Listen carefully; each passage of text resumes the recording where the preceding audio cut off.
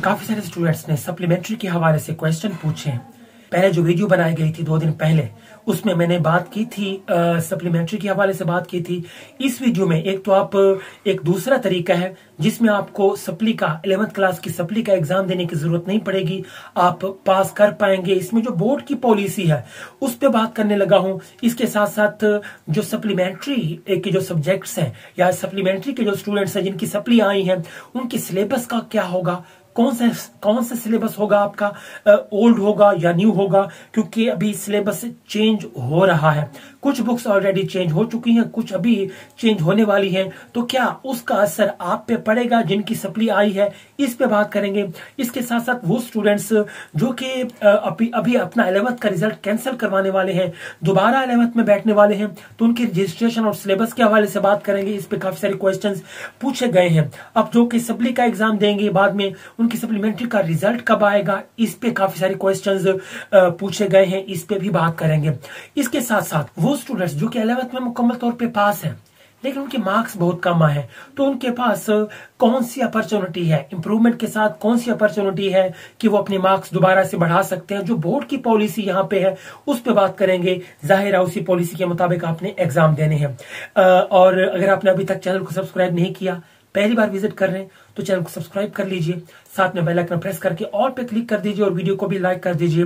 अगर आप इस चैनल को सब्सक्राइब कर लेंगे तो आपको इससे फायदा तो होगा, नुकसान कभी नहीं होने वाला। तो चलिए शुरू करते हैं। सबसे पहले मैं जो सप्लीमेंट्री का एग्जाम है उस पर बात करने लगा हूं। पिछली वीडियो में ये बता चुका हूं कि जिनकी सप्ली है उनको सप्ली का एग्जाम देना है नेक्स्ट ईयर। जब आपके क्लास 12th का एडमिशन जाएगा, साथ में सप्ली का भी एडमिशन जाएगा। और जब क्लास 12th के एग्जाम होंगे, क्लास 12th के एग्जाम के खत्म होने के फौरन बाद जब 11th के एग्जाम होते हैं, तो आपने उन्हीं के साथ अपनी 11th की सप्ली का एग्जाम देना है। एक तरीका तो ये है कि आपको सप्ली लाजमी देना है। अब दूसरा तरीका यह है कि बोर्ड जो आपको एक ऑप्शन देता है। अब वो स्टूडेंट्स जो कि 11th की सप्ली नहीं देना चाहते, उनके पास दूसरा ऑप्शन भी है, वो भी आपको बता देता हूं। लेकिन यहाँ पे काफी सारी जो टीचर्स हैं वो यहाँ पे कुछ आपको रिकमेंडेशन देते हैं। वो रिकमेंडेशन ये है कि टीचर आपको जिसमें आपको ज्यादा फायदा है वो कौन सी ऑप्शन है कि आपको सप्ली देनी चाहिए या नहीं देनी चाहिए, इस पे भी बात करने लगा हूं। जो टीचर्स की रिकमेंडेशन है कि आपको क्या करना चाहिए जिससे आपके टोटल मार्क्स बढ़ सकते हैं, उस पे भी बात करने लगा हूं। देखिए, अगर आप चाहते हैं कि आप 11th क्लास की सप्ली का एग्जाम ना दें, फर्ज करें आपकी फिजिक्स और केमिस्ट्री में सप्ली है 11th क्लास में, लेकिन आप चाहते हैं कि आप इसके 11th क्लास का एग्जाम ना दें, तो इसके लिए लाजमी है कि क्लास 12th की फिजिक्स और केमिस्ट्री में आपके इतने ज्यादा मार्क्स आ जाएं कि क्लास 12th में भी आपके पासिंग मार्क्स आ जाएं और क्लास 11th में भी आपके पासिंग मार्क्स आ जाएं, तो आप पास हो जाएंगे। आपको 11th की सप्ली देने की जरूरत नहीं पड़ेगी। लेकिन अगर यहाँ पे आपके मार्क्स फिर से थोड़े आ जाते हैं तो फिर आपके बाद में सप्ली आएगी, फिर आपको सप्लीमेंट्री की पॉलिसी के मुताबिक बाद में एग्जाम देना पड़ेगा। लेकिन यहाँ पे बात करने लगा हूँ टीचर अब क्या कहते हैं। टीचर्स मोस्टली जो टीचर्स हैं वो क्या कहते हैं कि क्या आपको 11th क्लास की सप्ली देनी चाहिए या फिर सप्ली नहीं देनी चाहिए, या फिर आपको क्लास 12th में ज्यादा मार्क्स लेने चाहिए। देखिए, यहाँ पे जो मोस्टली टीचर्स हैं वो ये रिकमेंड करते हैं कि आप 11th क्लास की सप्ली का एग्जाम दें। इसका फायदा क्या है? इसका फायदा यह है कि आपकी जो सप्ली आई है, अब सप्ली है या सप्लियां हैं, इसमें आपको एक चांस मिला है। आपको चांस मिला है कि आप फिर से सप्लीमेंट्री एग्जाम की बेहतरीन तरीके से तैयारी करके आप ज्यादा मार्क्स लें। इसका फायदा ये होगा कि अगर आप 11th क्लास की सप्ली की तैयारी करते हैं और इसका एग्जाम देते हैं, तो इसमें 11th क्लास की सप्लीमेंट्री के भी मार्क्स आएंगे और जो क्लास 12th में जो मार्क्स लेंगे वो भी होंगे। इस तरह आपके जो टोटल मार्क्स होंगे वो बढ़ जाएंगे, आपके जो ग्रेड्स होंगे वो बेहतरीन हो जाएंगे। ये टीचर रिकमेंड करते हैं। लेकिन अगर आप सप्ली नहीं देते, आप सिर्फ ये चाहते हैं कि क्लास 12th में आप ज्यादा मार्क्स लेंगे, तो इसमें आपके जो टोटल मार्क्स हैं वो इतने ज्यादा नहीं होंगे, क्योंकि जितने मार्क्स आप लेंगे वो डिवाइड हो जाएंगे क्लास 12th की सप्ली में। इस तरह आपके मार्क्स इतने ज्यादा नहीं आएंगे। तो आपके पास चांस है, अगर आप बेहतरीन मार्क्स लेना चाहते हैं तो आपकी जितनी भी सप्लियां हैं, 1 साल है, रात दिन मेहनत करें, तैयारी करें, अपनी जान लगा दें, मेहनत करें, सप्ली का इम्तिहान लाजमी दें और बेहतरीन मार्क्स लें, और ताकि आपके टोटल जो मार्क्स हैं, जो आपका ग्रेड हो, जो आपकी जो पोजीशन है वो बेहतरीन बने, जिससे आपको आगे कॉलेज या यूनिवर्सिटी में, अच्छे कॉलेज या यूनिवर्सिटी में एडमिशन मिल सके। उम्मीद है ये पॉइंट आपको क्लियर हो चुका होगा। अब सिलेबस की बात कर लेते हैं। देखिए इसमें कोई बड़ी बात नहीं है। पिछली वीडियो में मैंने बात नहीं की थी क्योंकि मैंने ये सोचा कि भाई सिंपल सा पॉइंट है, आपको पता होगा, लेकिन मोस्टली स्टूडेंट्स को पता नहीं है, तो इस पे मैं बात कर देता हूं। क्योंकि अभी रिसेंटली कुछ बुक्स चेंज हो चुकी हैं, कुछ अभी चेंज होने वाली है, मार्केट में बुक्स अभी आने वाली हैं। तो इसमें आप पे क्या असर पड़ेगा जिनकी सप्ली आई है। देखिए आपको परेशान होने की जरूरत नहीं है। आपने जो भी एग्जाम दिया था एनुअल में, जिसमें आपकी सप्ली आई है, आगे सप्लीमेंट्री एग्जाम में भी आपका यही सिलेबस होगा। आपका जो सिलेबस चेंज हुआ उसका आप पे कोई असर नहीं पड़ने वाला।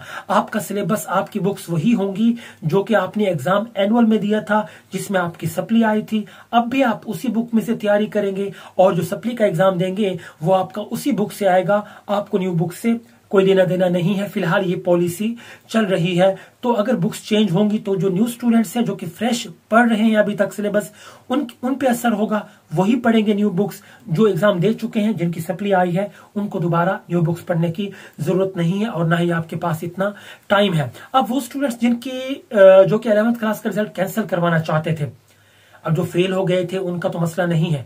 जो कि मुकम्मल तौर पे फेल थे वो तो वैसे ही, उनको कैंसिल करवाने की जरूरत नहीं है, वो वैसे ही 11th में बैठ जाएंगे। अब जो कि पास थे वो अगर दोबारा से as a fresh student 11th में बैठना चाहते हैं तो वो अपने 11th क्लास का रिजल्ट कैंसिल करवा के दोबारा 11th में बैठ सकते हैं। और अगर वो अपना सब्जेक्ट चेंज करना चाहते हैं तो वो भी चेंज कर सकते हैं।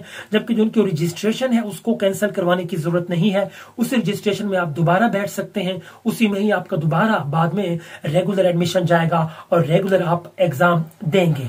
बाकी इस पे जो अगर कोई कंफ्यूजन अगर है तो वो आप पूछ सकते हैं। नीचे कमेंट बॉक्स आपके लिए दिया हुआ है, तो आपको जो है वो गाइड कर दिया जाएगा। अब जो दूसरा पॉइंट है, वो स्टूडेंट्स जिनके मार्क्स थोड़े आए हैं 11th क्लास में, वो इंप्रूव करना चाहते हैं, उसमें वही सेम पॉइंट है, वही सेम पॉलिसी है। क्योंकि मैंने पिछली वीडियो में ये बात वाज़ेह तौर पे बताई, उसके बावजूद भी स्टूडेंट्स बहुत सोचते हैं, उन्होंने फिर क्वेश्चन किया हुआ था कि मार्क्स थोड़े, तो कि भाई आपको अभी परेशान होने की जरूरत नहीं है। अभी आप अपनी क्लास 12 पे फोकस करें, उसमें अच्छे मार्क्स लें। क्लास 12 का जब रिजल्ट आ जाएगा नेक्स्ट ईयर, उस रिजल्ट के बाद फिर अगर आप इंप्रूव करना चाहें तो आप इंप्रूव कर सकते हैं। हाँ, दूसरी ऑप्शन है, कुछ स्टूडेंट्स ये चाहते हैं कि जब वो क्लास 12 का एडमिशन भेजेंगे तो साथ में वो क्लास 11th के जिनमें वो पास हैं उनका भी दोबारा एग्जाम देना चाहते हैं। तो आप ऐसा भी कर सकते हैं कि नेक्स्ट ईयर जब आपके क्लास 12 का एडमिशन जाएगा, क्लास 11th का भी साथ में आप एडमिशन भेज के जिनमें आप पास हैं उनमें आप रीअपियर हो सकते हैं। इस एग्जाम को रीअपियर कहेंगे, इसको इंप्रूवमेंट नहीं कहेंगे, लेकिन इसका आपको नुकसान भी हो सकता है। अब रीअपियर और इंप्रूवमेंट में फर्क क्या है कि अगर आप क्लास 12 के साथ 11th का एग्जाम दोबारा से देते हैं, इसमें अगर किसी सब्जेक्ट में आपके मार्क्स थोड़े आ जाते हैं तो आपके वही थोड़े मार्क्स ही रहेंगे, या अगर किसी सब्जेक्ट में आप फेल हो जाते हैं तो उसमें आपकी सप्ली कंसीडर होगी, वो दोबारा आपको एग्जाम देना पड़ेगा। ये रीअपियर एग्जाम होता है, ये इंप्रूवमेंट का एग्जाम नहीं होगा। अगर आप इंप्रूव करना चाहते हैं, यानी कि अगर आप ये चाहते हैं कि इंप्रूवमेंट के एग्जाम में अगर आपके मार्क्स थोड़े भी आ जाए तो आपका पहले वाला रिजल्ट रहता है, तो फिर आपको वेट करना पड़ेगा। क्लास 12 के रिजल्ट के बाद फिर आप अपनी क्लास 11th को इंप्रूव कर सकेंगे। उम्मीद है ये सारे पॉइंट्स आपको क्लियर हो चुके होंगे। अगर फिर भी कोई कंफ्यूजन है तो नीचे कमेंट बॉक्स में आप पूछ सकते हैं, आपके कमेंट का रिप्लाई किया जाएगा, या फिर अगर वो क्वेश्चन बहुत अहम है तो उस पर वीडियो भी बना दी जाएगी। इस वीडियो को लाजमी शेयर कर दीजिए, काफी सारे स्टूडेंट्स को नहीं पता, उन तक ये पॉलिसी पहुंच जाएगी। अगर आप इस वीडियो को नेकी की नीयत से शेयर करते हैं तो वो जितने स्टूडेंट्स तक पहुंचेगी, जितने स्टूडेंट्स उससे फायदा उठाएंगे, आपको सवाब मिलता रहेगा। इसको लाइक भी कर दीजिए, क्योंकि अगर आप लाइक करेंगे तो इस वीडियो को यूट्यूब रिकमेंडेशन में भेजेगा, उससे भी काफी सारे स्टूडेंट्स देख लेंगे, आपको नेकी मिलती रहेगी। सो नेकी की नीयत से शेयर कर दीजिए, लाइक कर दीजिए। अल्लाह ताला आप तमाम स्टूडेंट्स को कामयाबियां अता करें।